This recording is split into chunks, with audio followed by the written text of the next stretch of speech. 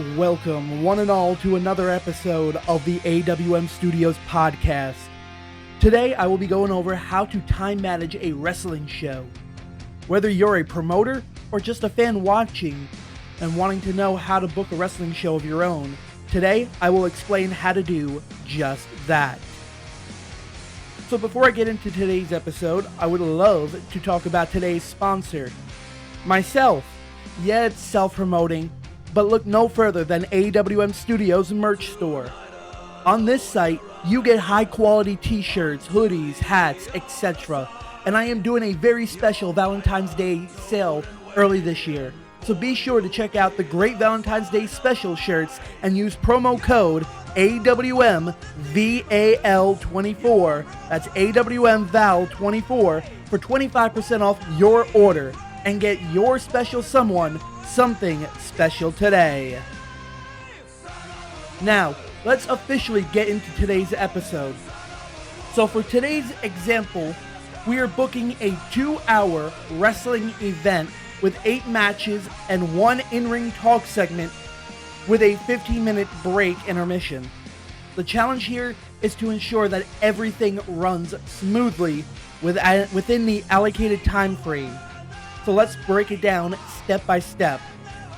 First, it's important to establish the desired time limit for each match. And this could vary depending on the importance of the match, the wrestlers involved, and the overall pacing of the entire show. For example, let's allocate 15 minutes for each match. Now, let's do the math. With 8 matches at 15 minutes each, that accounts for a total of 120 minutes or 2 hours. We've already used up the entire show's time limit. To accommodate the talk segment and the intermission, we'll need to shave off some time from each match. If we subtract the time for the talk segments and the intermission from the total show duration, we can determine how much time is left for the matches. In this case, we have 120 minutes minus the 15 minutes for the talk segment, minus the additional 15 minutes for the intermission break, which now leaves us with 90 minutes. So, with that 90 minutes, now we're going to do the actual matches.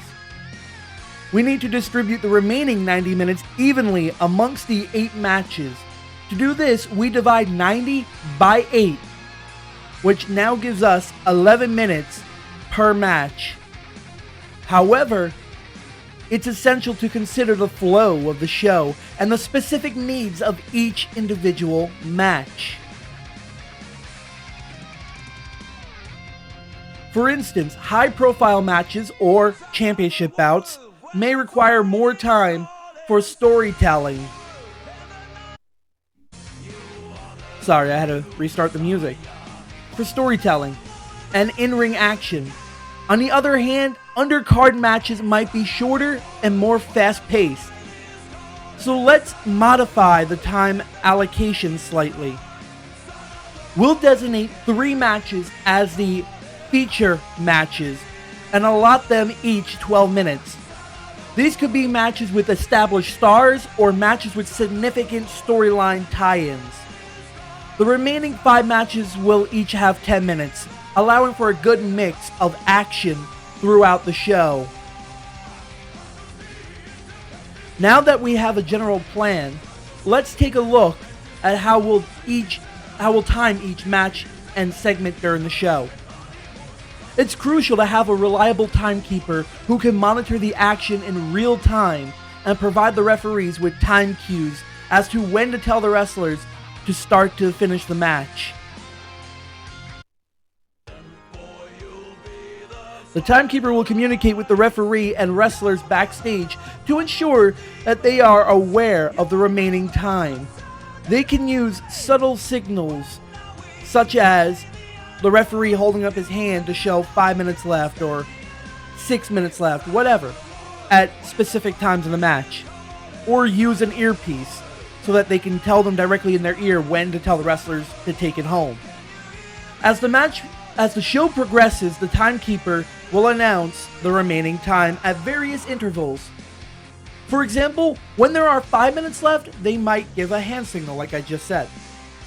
Additionally, the timekeeper will coordinate with the backstage crew as to when to play their music for each match ending, and each segment. They'll let production know when to start the music, is basically what I just said.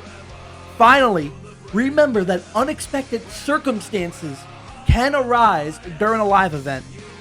Matches might run shorter or longer than expected, or an unforeseen injury might need to require adjustments on the fly.